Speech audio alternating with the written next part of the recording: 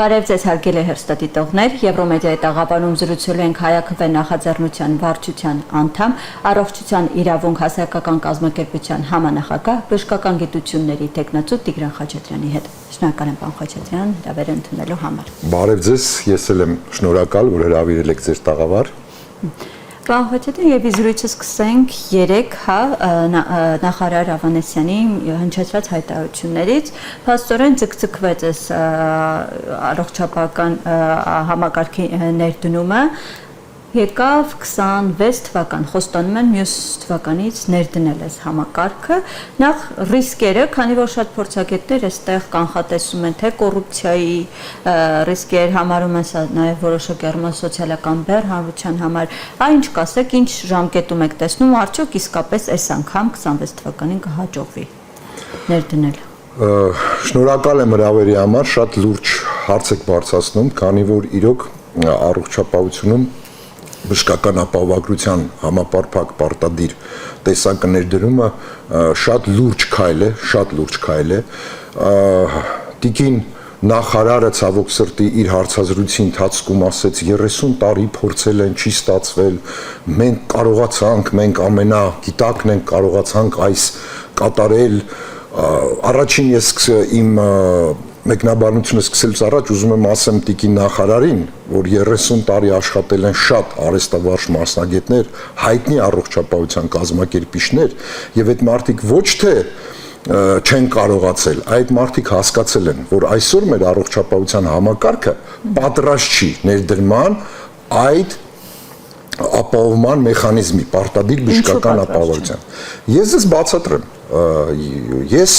նաև ասեմ, որ եղել եմ Հայաստանում առաջիններից, որ հիմնադրել եմ բժշկական ապահովագրական ընկերություն, ես առաջիններից եմ, որ ֆինանսների նախարարության կողմից դեռ 2000 թվականին լիցենզավորվել եմ որպես ապահովագրական ընկերության տնօրեն եւ ամեն ինչին ապահովագրական մեխանիզմին ծանոթ եմ, միջազգային փորձին ծանոթ եմ։ Ասեմ ինչու չի ստացվում, քանի որ մենք դեռ չունենք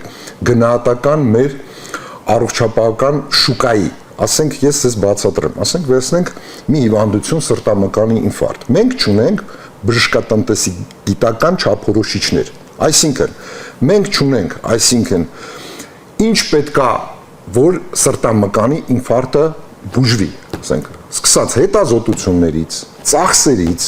աշխատավարձերից եւ այլ, այդ չափորոշիչների հիման վրա անպայման պետք է նաև ստեղծվեն պրոտոկոլները դա այն ուղեցույցներն են, որով պետք է բժիշկները աշխատեն, որտեղ պետքա գրված լինի։ Հիվանդը ընդունվեց, հիվանդին ինչ պետքա հետազոտություններ անել, ինչ բուժօգնություն պետքա ցուցաբերել, այդ բոլորը միասին հնարավորություն է տալի հասկանալ, թե այսօրվա դրությամբ ըստ հիվանդությունների մեզ ինչ գումար է հարկավոր, մենք որ կարողանանք իրոք որակյալ բուժօգնություն ցուցաբերել։ Եվ մոտավոր կարող եք նշել ինչ-որ թվային։ Ես չեմ կարող, մենք այդ չափորոշիչները չունենք, կամ ունենք շատ քիչ։ Այսօր իրանք այս օրենքը գրելուց ինչ որ նորություններ են օրինել իրանց համար, չգիտեմ, գնահատականներ են տվել այդ գումարների, ըստ դրա որոշել են մի աբսոլյուտ գումար, ժողովուրդը տեղյակ չի, որ հունվարի 1-ից իրենից ամեն մեկից աշխատող մեր բնակչությունից ստանելու են մոտ 13000 դրամ ամսական։ Եվ դրա դիմաց ռուսը, կներեք, ուզում եմ ռուսերեն ասեմ, կոդ վմիշկե, չգիտեն թե ինչ են ստանալու։ Եվ ասեմ ավելին, մեր հետազոտություններով փորձագետների, որ մենք նայում ենք այդ օրենքը եւ ինչ մեխանիզմ են ուզում իրանք ներդնել, սա ընդհանրապես պետպատվերի շրջանակներում բուժօգնության մի քիչ բարելավում է, փաթեթավորում է եւ այդ սոուսի տակ ներկայացում է որպես պարտադիր բժշկական ապահովագրություն։ Դա ապահովագրություն չի, դա ապահովվածություն է։ Տարբեր բառեր են, ապահովագրությունը ունի իր կանոնները։ Պետք է գնահատվի շուկան, ֆինանսական բեռը, արվեն հատուկ ակտուարական հաշվարկներ, ըստ դրա գնահատվեն ռիսկեր։ Սա ուղղակի ես ձեզ ասեմ, մի մոդել է, որը ես գտնում եմ սխալ մոդել է մեր Հայաստանի Հանրապետության համար, քանի որ պետությունը իր վրա վերցնում է ամեն ինչը, վերցնում է գումար հավաքելու խնդիրը, վերցնում է վճարելու խնդիրը, վերցնում է բուժ սպասարկման խնդիրը եւ վերահսկողության խնդիրը։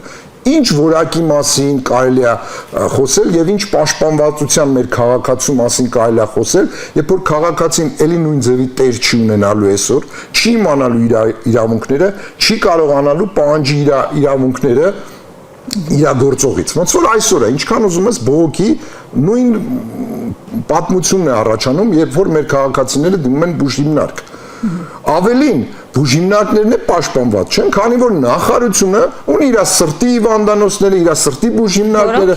Չեմ կարող ասել, կան, ես չեմ ուզում բամբասանքի մակարդակ իջնեմ, բայց ստացվում է, որ նրանք լավ են ֆինանսավորում, երբ ցանկանում է նախարարությունը գնում է հիմնարկներ տերորի է ենթարկում, ինչ որ անկապ խախտումներ է գտնում, սկսում է մեծ գումարներ հետ վերցնել այդ հիվանդանոցներից, այդ հիվանդանոցները վախենում են բուժհիմնարկները դատի տալ պետությանը, շատ դեպքերում իրանք այլ ճար ունենում են եւ մեծ, ես գիտեմ նաեւ դատական process-ներ, որ իրանք շահել են։ Հասկանում եք, սա մի առատավոր մեխանիզմ է, նորից, ասենք պետպատվերի գործակալությունը, որը առողջապահության նախարարության կազմում է, վերափոխել անունը դնել հիմնադրամ, այդ հիմնադրամի ղեկավարը նորից լինի նախարար, ստեղծել մի մեծ բուրգ, որտեղ մեծ կոռուպցիոն ռիսկեր կան, մեծ խնդիր կա, որ գումարները կծախսվեն անարդյունավետ, եւ այսօր խոսել, որ գիտեք 30 տարի չկարողացան դնել, մենք կարողանում ենք դնել դա, իմ համար ուղղակի, գիտեք, զավեշտալի է, ծիծաղելի է։ Այսինքն այստեղ նաև շատ կոռուպցիոն ռիսկեր կան, թե ով է որ ընկերությունն իրականացնելու այդ ապահովագրությունը։ Այստեղ ոչ թե ընկերություն է, իրանց մոդելով իրանք են իրականացնելու, դա պետությունն է իրական։ Կոռուպցիոն ռիսկերը նույն ռիսկերն են, որ այսօր գոյություն ունեն, բոլորը գիտեն։ Պետպատվերի տեղաբաշխում, գումարների անարդյունավետ վատնում, այդ բոլոր ռիսկերը պարզ են։ Մենք, գիտեք, մենակ չենք քննադատում։ Ես որպես փորձագետ առաջարկել եմ մոդել, խառը մոդել, այսինքն պետությունը հավաքագրի, դա բժշկական ապահովագրական ընկերություններին ու ապահովագրական ընկերություններին, իրանք իրագործեն, պայմանագիր կնքեն թե պետական հիմնարկների, թե սեփական հիմնարկների հետ եւ իրագործեն այդ ապահովագրությունը։ Մենք շատ լավ փորձ ունենք, քանի որ սոցփաթեթի շահառուները մեր գիտենք պետական աշխատողները օգտվել են այդ ծառայությունից եւ ասեմ շատ լավ արդյունքներ կան համեմատաբար եւ աշխատանք այդ փորձը կա արդեն մեր առողջապահության նախարարությունը այդ փորձը ունի պետք է այնց համակարգներ դնել որ մեր քաղաքացին պաշտպան ունենա որը կլինի իդեմս այդ ապահովագրական ընկերության ինքը որ իմանա ում պետք է բողոքի ումից պետք է պահանջի հասկանում եք Այսինքն քաղաքացին շատ խնդիրների է բախվում։ Այո, այսօր ես չեմ ուզում կոպիտ հնչի, քաղաքացուն խաբում են։ Մեր ժողովուրդը դեռ տակ է, չի զգում։ Ամեն ամիս աշխատող մարդուց, ասենք ընտանիքը երկու հոգուց է բաղկացած, մոտ 26000 դրամ իրենից վերցնելու են։ Պարտադիր ձևով, հարկի ձևով։ Ավելին ասեմ, մեր երկրում շահութահարկը բարձրերից մեկն է մեր ԱՊՀ երկրներից։ Արդեն այդ շահութահարկի մեջ ներառված է այդ գումարը։ Հասկանում եք տոկոսային մի հատ էլ ժողովրդից ուզում են փող տանեն ինչի համար, ինչի դիմաց, ստացվում է որ նույն պատվերի դիմաց եթե մենք չէինք վճարում, այսօր նույն պատվերի դիմաց աշխատող բնակչությունը նորից վճարելու է։ Իմաստը որն է, չեմ հասկանում։ Եթե ծառայությունը չի բարելավելու, որակը չի բարելավելու, վերահսկողություն չեք կարողանալու անեք, քանի որ չունեք չափորոշիչներ եւ բուժման պրոտոկոլներ։ Ես չեմ հասկանում ուղղակի եւ այս հապճեպությունը վրազ անելը ինչ իմաստ ունի ասեմ ավելին այս տարվա սկզբին եւ անցյալ տարի նույն ֆինանսների նախարարությունը եւ կենտրոնական բանկը մերժել է նույն առողջապահության նախարարությունը մերժել է տվել է բացասական եզրակացություն ինչ պատահեց հասկանում եք սա ասենք մենք ասենք Եվրոմիությունը մեզ մեծ վարկային գիծ է տրամադրել որ այս իրագործվի այս ապահովագրության համագարկը, բայց մենք հասկանում ենք այդ գումարը ավելի արդյունավետ կարանք ծախսենք, կարող են գնալ նորմալ ճանապարհով, պատրաստել մեր համակարգը ապահովագրության, որ ժողովրդի մեծ մասը գոհ լինի, միշտ էլ փող չի հերիքելու առողջապահության, ամենահզոր եվրոպական երկրներում չի հերիքում այդ փողը, բայց խնդիրը ստեղ գոնե որ բնակչության մեծ մասը ստանա հասանելի որակյալ բուժօգնություն, Սա է խնդիրը։ Ու ես ցավոք սրտի տեսնում եմ շատ վատ տենդենսներ մեր բնակչության համար, մեր առողջապահության համակարգի համար։ Պարոն Խաչատրյան, գլխադասային հանձնաժողովը խորհրդարանում, հանձնաժողովի նախագահ ընտրվեց, իշխանության թեկնածուն, հա, շատ քննարկվեց, թիրախավորվեց բարձրագույն կրթություն ունենալ, չունենալու հարցը։ Այ մասնագիտական առումով, որքանով է այսպես անհրաժեշտություն բժշկության, բուժքրոջը կամ բժշկին այդ հենց բարձրագույն կրթությունը, քանի որ թեկնածուն վիրավորվել էր, համարում էր սա թիրախավորում իր միջին մասնագիտական կրթություն ունենալը։ Այս մասով ինչ կասեք։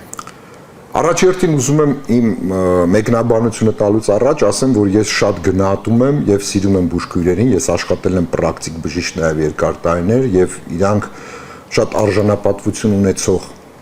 մասնագիտություն է եւ շատ հարգում եմ այդ մասնագիտությունը, քանի որ որպես պրակտիկ բժիշկ միշտ եղել են իմ կողքին եւ օգնել են։ Բայց եկեք ես ուզում եմ նաեւ, գիտեք, ամեն ինչին չափ կա։ Ուղղակի չափ կա։ Սա ուղղակի թքել է մեր բժշկական հասարակության երեսին։ Կներեք, որ sense կոպիտ եմ ասում։ Ես այդ անձնավորության հետ ոչ մի կապ չունեմ, ես նաև, բայց կասեմ երկու բառ եւ չեմ ուզում իրան ինչ-որ մի բանով նեղացնեմ, եթե ինքը ունենար արժանապատվություն, ինքը չէր առաջադրվի, առաջինը դա կասեմ, իսկ երկրորդը ուզում եմ ասեմ, որ գիտեք, այդ պաշտոնը կարևորագույն պաշտոններից մեկը է։ Ես լինելով 20-25 տարվա առողջապահության կազմակերպիչ մի քանի անգամ կմտածեի, արդյոք կարող եմ ես առաջադրվել, արդյոք կարող եմ իրագործել այն պարտականությունները, որ իմ վրա դրվում է, քանի որ այդտեղով անցնելու են բոլոր օրենքները, որով առաջնորդվելու է մեր առողջապահության համակարգը։ Ուղղակի զավեշտալի է եւ ծիծաղելի է տվյալ անձնավորության ընտրումը այդ պաշտոնում։ Եվ մի բան էլ ուզում եմ ասեմ, տիկին, դուք երեք հայտարարություն արեցիք եւ այտենց հեգնանքով անպատվեցիք պրոֆեսոր Մինասյանին։ Պրոֆեսոր Մինասյանը իմ ընկերն է եւ ես հպարտանում եմ դրանով, որ իմ ընկերն է, ես այսօր ձեզ ասում եմ, որ դուք շատ վատ արտահայտություն արեցիք, դուք ընդհանրապես արժանինքներ չունեք համեմատվելու պրոֆեսոր Մինասյանին եւ իր վաստակին մեր առողջապահության համակարգում։ Պրոֆեսոր Մինասյանը շատ ընկերներ ունի, որ նաեւ այսօր լուրջ պաշտոններ են գրավում մեր համակարգում եւ հույսով եմ, որ այդ ընկերները չեն վախենա եւ երկու բառ կարտահայտվեն։ Հասկանում եք, դուք չունենալով ինչ-որ արժանինքներ ես համակարգում, տենց բարձր ամբիոնից, որ երևի հեքիաթ գրեիր քո մասին, այդ հեքիաթը չէր իրականա, հասել ես այդտեղ ու պրոֆեսոր Մինասյանի մասին հեգնանքով ես սրուցում։ Ես կներեք, որ իր մասին արտահայտվում եմ դույով, потому что ես այդ մարդու հանդեպ արդեն ոչ մի հարգանք չունեմ։ Ես նորից եմ ասում, ես այդ անձին չեմ ճանաչում, բայց դա նման է, գիտեք, այն բամբասանքի ցածր մակարդակի։ Եվ նաև ես ուզում եմ դիմեմ մեր բժշկական հանրությանը, ժողովուրդ, սա թքել է մեր երեսին, չեք հասկանում։ Ուղղակի ես շոկի մեջ եմ, կարելի է այս պաշտոնը իջացնել պլինտուսի ցածր եւ ինչ խոսել, ասենք այդ տիկինը ինչ է հասկանում բժշկական ապահովագրությունից, որ այսօր կարող է նույն խորհրդանում սկսեն քննարկումներ, ինչ ինքը կարող է եզրակացություն անել։ Բուժքույր է եղել։ Նորից եմ կրկնում։ Ասում հետևում սեր հոգատարություն կա թաքնված։ Դե գիտեք, այդ իր բոլոր կենսագրությունը ոնց հասկացա պերմանենտ կրթվելն ու սերն է եղել, մի քիչ յուրատուկ ներկայացում էր դա իհարկե իմ համար, բայց եկեք ես չիջնեմ, ուղղակի չեմ ուզում քննարկեմ իր ելույթը, քանի որ այնտեղ ելույթ չկար եւ այն հարցերին, որ իրան տալիս են, նա ընդհանրապես հենց տպավորություն էր, որ տեղյակ չի ոչ մի բանից, հասկանում եք։ Ես ուղղակի զարմանում եմ, նույն ԿՊ-ում կան բժիշկներ, կան մարդիկ, որոնք նախարար են աշխատել։ Լավ, դուք չեք կարող ձեր նույն կուսակցությունում բացատրել, որ ժողովուրդ չի կարելի sense բան անել, հասկանում եք։ Չի կարելի։ Դա լուրջ խնդիրներ կառաջացնի մեր համակարգում, հասկանում եք։ Շատ լուրջ խնդիրներ կան։ Սկսած դեղորայքից, սկսած առաջնային բուժօգնության մակարդակում։ Նայեք, ինքն էլ ասում է ինչու այդ նեղ մասնագիտացված բժիշկը ինչ պետք է անի, որ ես չեմ կարող անել այս օրենսդրական նեղ մասնագիտացված բժիշկը անցնում է կրթության ընթացքում հատուկ մասնագիտություն կա, որը կոչվում է սոցիալական գիգիենա։ Նա գոնե ունի տարական գաղափար, թե ինչ է առողջապահության համակարգը։ Հետո նա աշխատելու ընթացքում բժիշկը դա մեր մտավորական էլիտաներից մեկն է։ Նա ունի փորձ աշխատելու, նա հասկանում է բժիշկների, շատ դեպքում հիվանդանոցների կարիքը, հասկանում եք, այդտեղ անիմաստ է։ Իհարկե իդեալականը կլինի, որ այդ պաշտոնում լինի առողջապահության կազմակերպիչ, փորձ ունեցող մարդ։ Ես հասկանում եմ, որ կա կադրերի սակավացում, բայց գոնե մի հատ իրավաբան գտնեիք, լավ, որը գոնե մի քիչ կարողանար նաև ընկալել ինչ է առողջապահությունը։ Դե նախարարը մասնագիտությամբ։ Դե գիտեք, նախարարն էլ այնց արտահայտություններ է անում, որ ուղղակի ես ասում եմ, այդ նույն արտահայտությունը, որ գիտեք 30 տարի չեն կարողացել, մենք գիտակ ենք, մենք ներ ենք դրել։ Մի հատ հարց տվեք, ինչի չեն կարողացել։ Քո համակարգը պատրաստ է տիկին նախարար, որ դու դա ներ ես դնում։ Եվ հիմա պատրաստ է։ Ինչով է պատրաստ։ Ինչով է այդ մարդը ինքը համոզված լինելու, որ իր գրպանի Ժողովուրդ ջան, դուք հիմի չեք տակ եք, չեք զգում։ Ձեր գրպանից ամեն մեկից տանելու են 13000 դրամ ամսեկան, ուզեք թե չուզեք, եւ ինչ եք դրա դիմաց ստանալու։ Ես որպես մասնագետ ասում եմ, շատ բան ձեր համար չի փոխվելու։ Բժշկական սպասարկման առումով շատ բան չի փոխվելու, կտեսնենք, կապրենք, կտեսնենք։ Ես գտնում եմ կոպտագույն սխալ է առանց պատրաստելու մեր համակարգը ներդնել բժշկական ապահովագրությունը։ Պարոն Խաչատրյան, նաև վերջում անդրադառնանք եւս մեկ հայտարարության 3 քննարկումների ժամանակ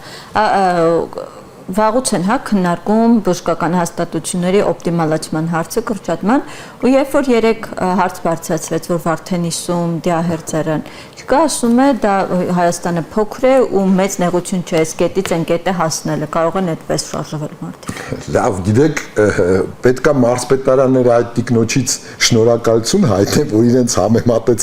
դիահերձարանների հետ, մի քիչ ծիծաղել է, ես չեմ ուզում ոչ պրոֆեսիոնալ մեկնաբանություններ անեմ ու չեմ ուզում անդրադառնամ իր պատասխանին։ Բնականաբար դա պետք է լուծվի համակարգային խնդրով, այսինքն պետք է հասկանալ ինչքան բնակչություն կա, ինչ խնդիրներ կա, որ այդ տվյալ դիահերձարանը այդ բնակավայրում պետք է լինել, թե չէ, արվի գնահատականներ, որոշ դեպքերում այո, կարող է պետությունը նաև ավելորդ ծախս անի, բայց դիահերձարանը լինի, ասենք, նույն Վարդենիս քաղաքում։ Սա նորից եմ ասում, պետք է լինի պրոֆեսիոնալ մոտեցում, հետազոտություններ պետք է արվի, անալիզ պետք է արվի, ըստ դրա որոշում կայացվի, պետք է համապատասխան մասնագետների հետ զրուցել։ Հասկանում եք, սենց հապճեպ ասել, գիտեք, փոքր երկիր է, հանգուցյալներին կարելի է, գիտեք, մի ժամ ու կես մի տեղ տանել, հետո մի ժամ ու կես մյուս տեղ բերել, գիտեք, սա խոսակցություն չի, ես չեմ ուզում ընդհանրապես մեկնաբանեմ իր պատասխանը։ Շնորհակալ եմ։ Շնորհակալ եմ զրույցի համար, պարոն Խաչատրյան։ Հարգելի հաստատիտողներ, հիշեցնեմ, որ զրուցում ենք Հայաքվե նախաձեռնության անդամ, Առողջության իրավունք հասարակական կազմակերպության նախագահ Տիգրան Խաչատրյանի հետ։ Շնորհակալ եմ հետևելու համար։